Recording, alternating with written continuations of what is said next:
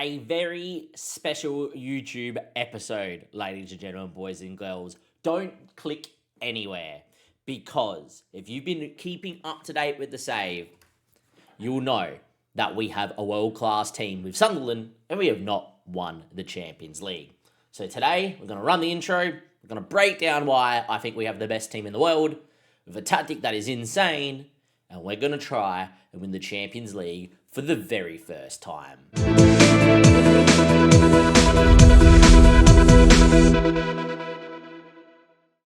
Yes, as always, YouTube, it's Damo here. Welcome back to the YouTube channel. I will just say very quickly, over 80% of you aren't subs, so if you can hit the big red button and give it a like, FM24 is probably out next week in terms of its beta, so if you want to be here for the content, definitely do so. I'm doing a Man United beta save, even though I'm a Liverpool supporter. So that will be very, very, very interesting. Now, over to this save with Sunderland. Just full disclosure, this has been our stream save over on Twitch and YouTube. I do stream, of course.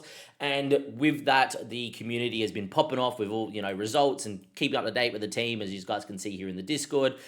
Unfortunately, I can't go live today. I actually have a meeting in about 60 seconds, so I'm going to cut this part off and then go to a next part in just a second. And I can't stream, and I've made the Champions League final for the second time. The last time I made the Champions League final was against PSG, and we're going to recap that in a second and go through all these results as well. But in terms of making the final, this is how we did so this season. We beat Barcelona, who ended up beating Spurs, and you might be thinking, why is that important? Spurs have won this competition back-to-back. So Barca knocked out Spurs, and we beat Spurs.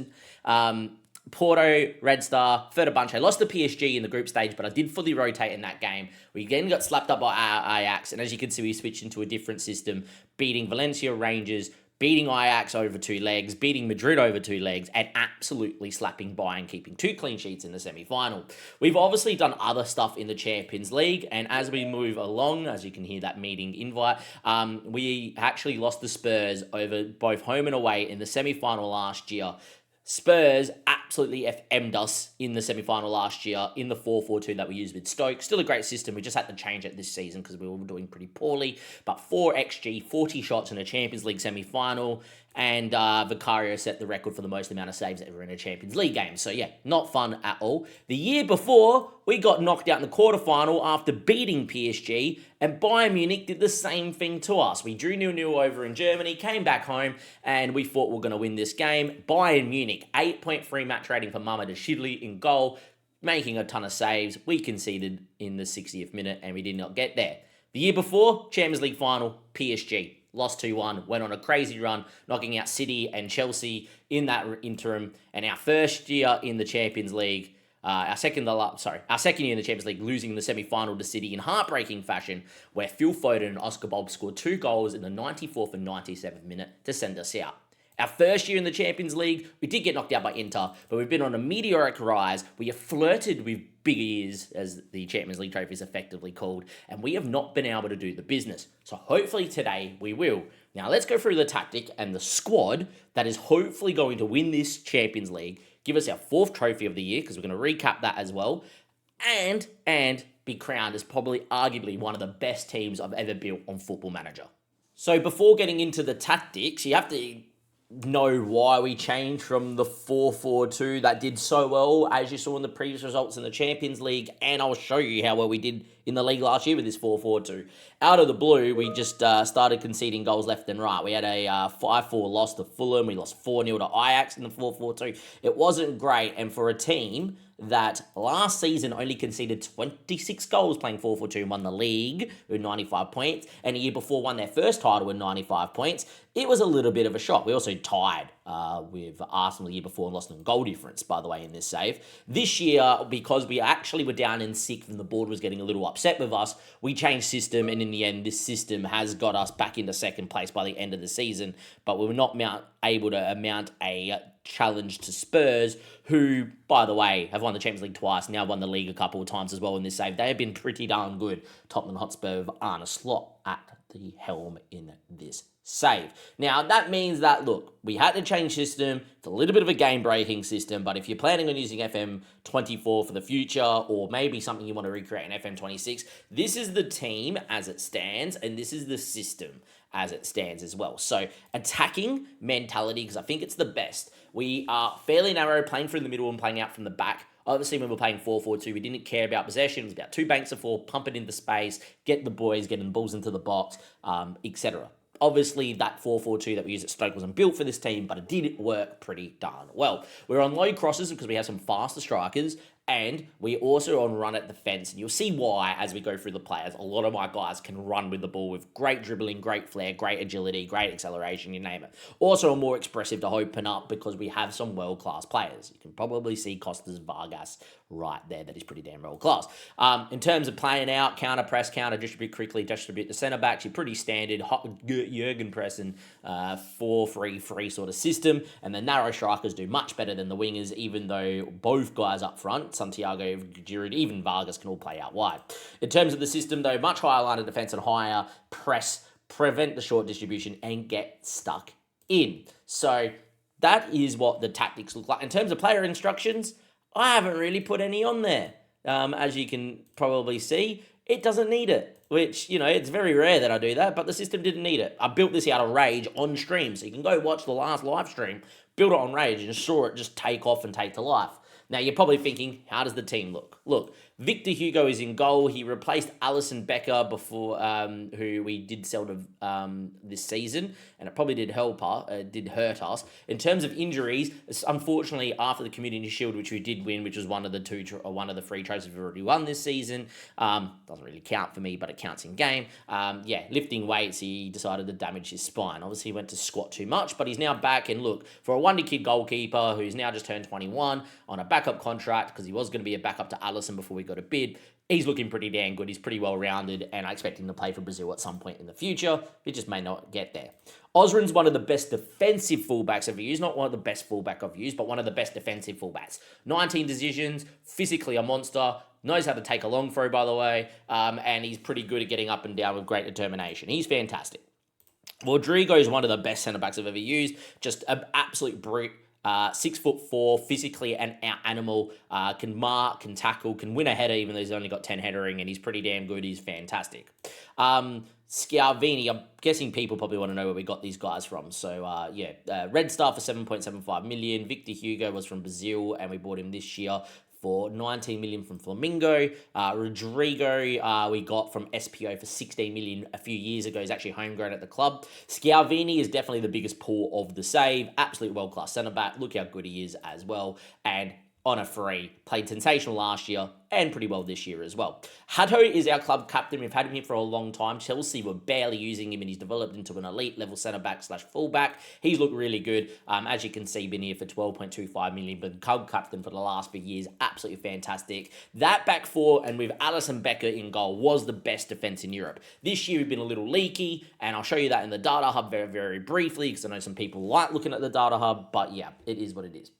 Kone's been here for a long time, playing in that ball-winning midfielder and defend role, which is really important. He kind of sits in the middle, screens, wins the ball back, and creates the triangle with Schiavini and Rodrigo. And then Vukovic, Hato, Salcedo, the Fong, all combined with Santiago, who's probably the most important player in this system. Salcedo, we brought in this season to actually partner Kone in the 4-4-2. It made us defensively weaker, which was absurd. 103 mil.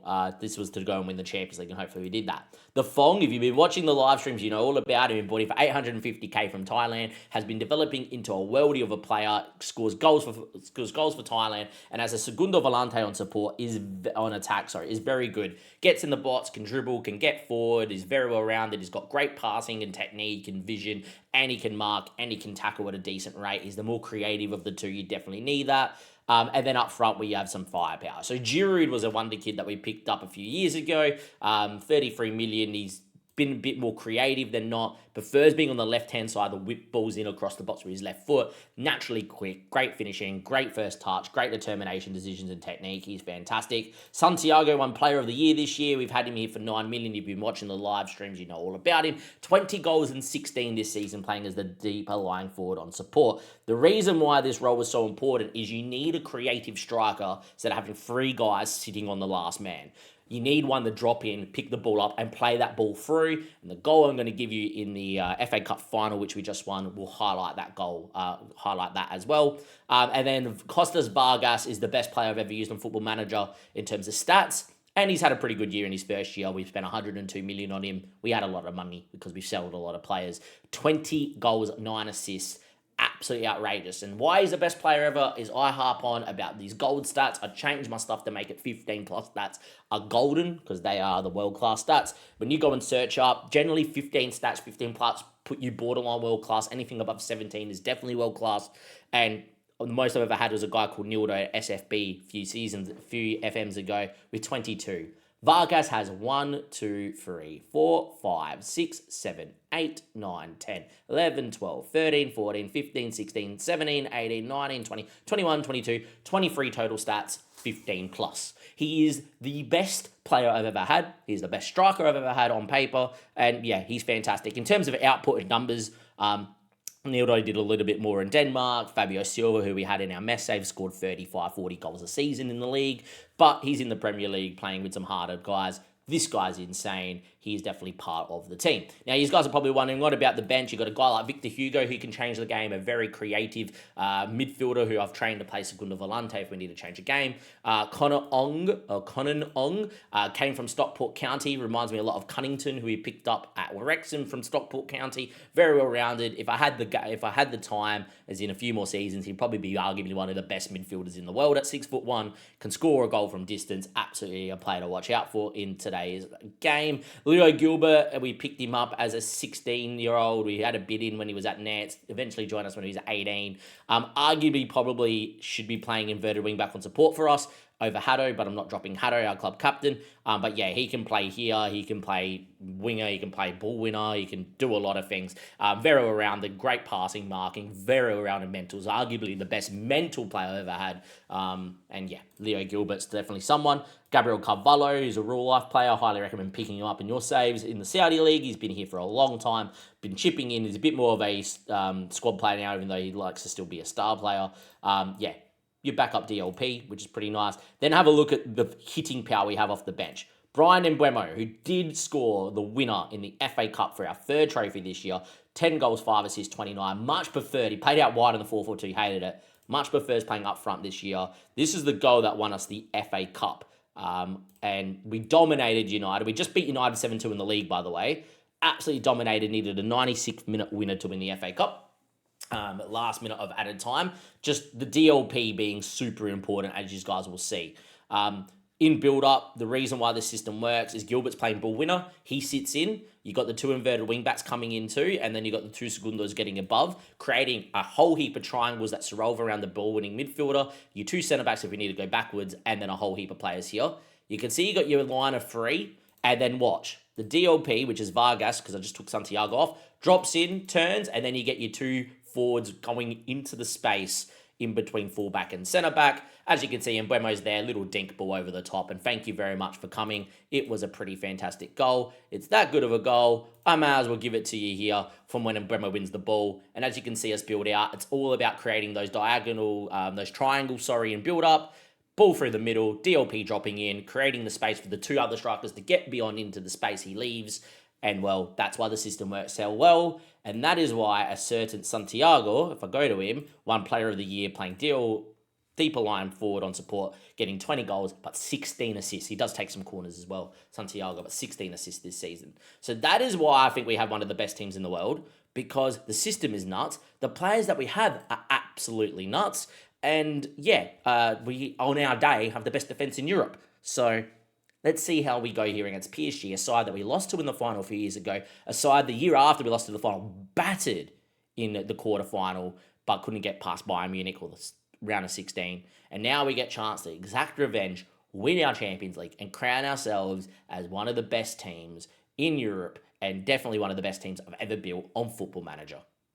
Champions League final day. In terms of the team, you guys have already seen it, gone for it. We do have an injury to Osran, but he should be all right with this injection. In terms of the opposition, this is the team that is selected by PSG to start, so it shouldn't change. Diogo Costa's world-class, probably the best keeper in the save. They got Costa Nedjeljovic, who's not the greatest, so hopefully we get at him. Antonio Silva's really good. William Paco, obviously a world-class player in the database. Nuno Mendes is world-class and still here. Neves, obviously one of the best midfielders in the world. Vitina is one of the best midfielders in the world. Jeremy Pino on FM is one of the best wingers in the world. Dani Olmo, we actually just sold Dani Olmo. He was here for ages with us. Bought him for 74 mil from Barca here a lot. We sold him for 59 at the age of 31 there. We couldn't play him in the 10. We just had nowhere to play him. So, yeah, we obviously sold him off. Kvaratskhelia is outrageous. And then Cristiano Ronaldo Jr., for those that don't know, does generate out in the Saudi League in this save and grows and has the potential of his old man. So, yeah, looking very, very good as well. And there's definitely someone that I could definitely see doing really well in real life. So, yeah, look, they're a world-class side. We aren't, but we have world-class players. And I think we're borderline world-class, and I think we can definitely do it if we do win today. We can be considered world-class. Let's get into the game. I'm going to try and do this all in one... take as the game will go, and then, yeah, we'll see how we go.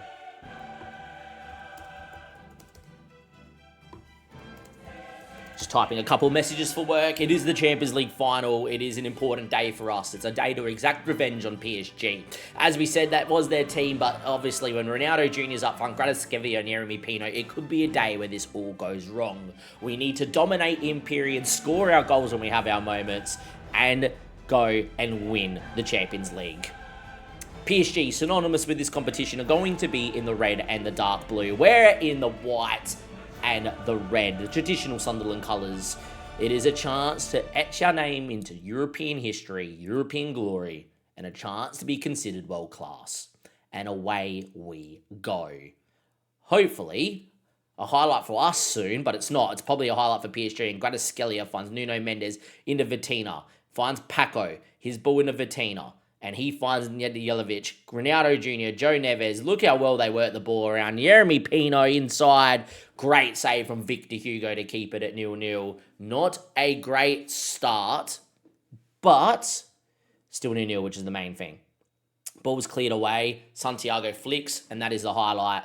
And a great start from PSG, and not so great start from us over in the 4-3-3. Been pretty good, though, this system. It does very well. I don't know what it is about a Champions League final. We just don't seem to perform our best, no matter what. Even though we have players that love a big game. But yeah, Dani Olmo has scored plenty of free kicks for us. Instead, he goes short here. And, well, Nedjelovic probably should have scored that one. Thankfully, still 0-0, PSG dominating, which I do not like to see at all. Usually, this system is the one that dominates possession and chances. Very interesting to see that we're not doing that today. Match momentum top right corner, though. Starting to show us getting some sort of foothold in the game. Hopefully goes and equals out to a chance. Approaching halftime though at 0-0. Pretty cagey affair, especially from us, even though we're in a very aggressive system. But at halftime it's 0-0. Nothing painful has happened yet. Nothing major. However, I would say PSG have been the best side. I am going to tell the boys to thrash their arms. You need to go and play better. You need to go play our brand of football and start dominating the game. Get Santiago on the ball. Get our boys creating. Joveljic, Vargas, if he gets a sniff, he'll probably find one. That's a pretty poor ball. We're not in our mantra to go that long. Should have been a shorter pass into the midfield feet. Anyway, we try to press here. We're good on the press. Nedjelovic, we move across here. Joe Neves, ball to Vitina. Can we win the ball? We don't, unfortunately. We needed to win it on that touch. That's generally where we win the ball. Just seems PSG just that little bit better. Nedjelovic, Salcedo wins. Vargas on the break. Can he find Giroud maybe? Goes himself. Vargas, or just over the bar. Would have been a moment of brilliance from the best striker or the best player I've ever had on FM. But unfortunately for us, not a highlight. But we're looking better. 7 shots, 0 on target for us. We need that moment. Could switch on, work the ball into the box, but it does slow down our play. And I don't particularly like us slowing down our play. Nuno Mendes finds Paco, Vitina now. His ball into Nedjelovic, picked off by Salcedo. We're starting to get into the game. Santiago, Scalvini. Watch our numbers go forward and watch us move this ball around. Scalvini now. Back into Kone. Look at the ball to the Fong. Fong finds Vargas. Great first touch. Vargas is in. Vargas has scored. And we lead 1-0, 65 minutes in the Champions League final. Great ball movement. Played in between the lines in this vertical tiki-taka sort of system. Kone's ball finds the Fong. One touch from the Thailandese boy. And he finds Vargas. And the man, the myth, the legend fires into the roof of the net.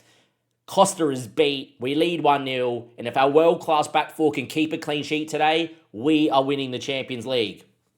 We are going to make our first change, though, of the day. Vargas really likes playing in the DLP. Santiago, who's been our one or if not our best player of this save, is coming back from a major injury, unfortunately, towards the end of the season. So he isn't as ready as he could be.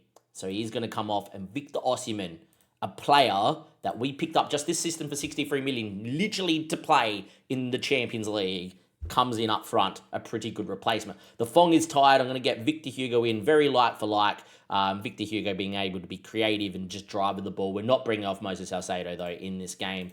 And here we are. Match momentum since halftime points all to us. If we could find a second goal, maybe we win this Champions League final. 80th minute, Hugo finds Rodrigo, finds Victor Hugo. There's two Victor Hugos, by the way, our goalkeeper and our midfielder. But anyway, Lautaro Martinez, still world-class at the age of like 33, 34. Won by Kone. His ball goes to Vargas. Vargas heads down to Osimhen, and away we go. We get out. We beat the press. Osimhen burning people. What a run from Victor Osimhen. Forces a great save out of Diogo Costa. In the end, that run at defense being highlighted. We have some quick players that can run with the ball. Get them on the break. Get them going. Poor ball win from Vargas. Usually it's Santiago bringing them in. But another highlight straight away. Vukjelovic into Salcedo from distance, straight at Costa. It will be another corner. We're heaping the pressure on. Our best form of defense is being on the front foot. We are not going into no defensive system today. Vargas whips that one towards the front stick. Scalvini doesn't win. Keeps it. Vargas, Hato, Scalvini. And in the end, it gets cleared. It should be the highlight, I would imagine. And it is. We are nearly there, ladies and gentlemen. We are nearly there. With that being said, that we are nearly there, Leo Gilbert is going to come on. And this is going to be for Kone. He's had a stinker. Gilbert knows how to win the ball back. He's very good at doing that. We're going to go with that change there. We're going to leave the rest. Highlight. Vukjevic. Into Hato, our club captain. From distance. Oh, what a save, Diogo Costa. Would have been a world-class goal from a world-class fullback. And nearly was 2-0. We have dominated this second half. Very similar to what we did in the last Champions League final.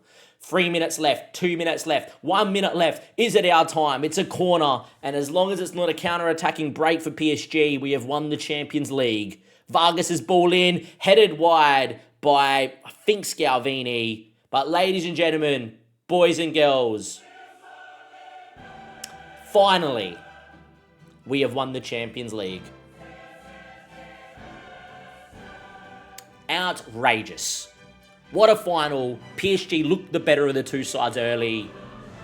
But our dominance, our system, and our players, our world-class players stood strong and took it to them. And finally, we have won a competition that we probably should have won a few years ago.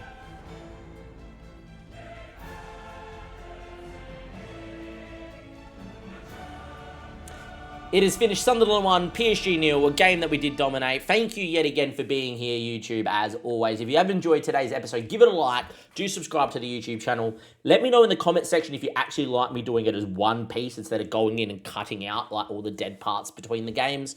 I'm happy to do either or. But yeah, look, what a fantastic day. Our back four and our goalkeeper were insane. Vargas, our best ever player we used, gets man of the match in the Champions League final. That's very fitting. And, well, if you want the playlist to this full, like, when we were streaming on YouTube, we was just streaming on Twitch before, you can see all the 4 or 5 live streams here. They're probably good to fall asleep to. If not, you know, there's other videos and playlists as well. There'll probably be a video to one of the Stoke saves. But, yeah, with that being said, thank you for being here. I'll see you guys next time, which is either this last episode of Stoke or is for the FM26 beta save with Manchester United. I can't wait for this brand new game.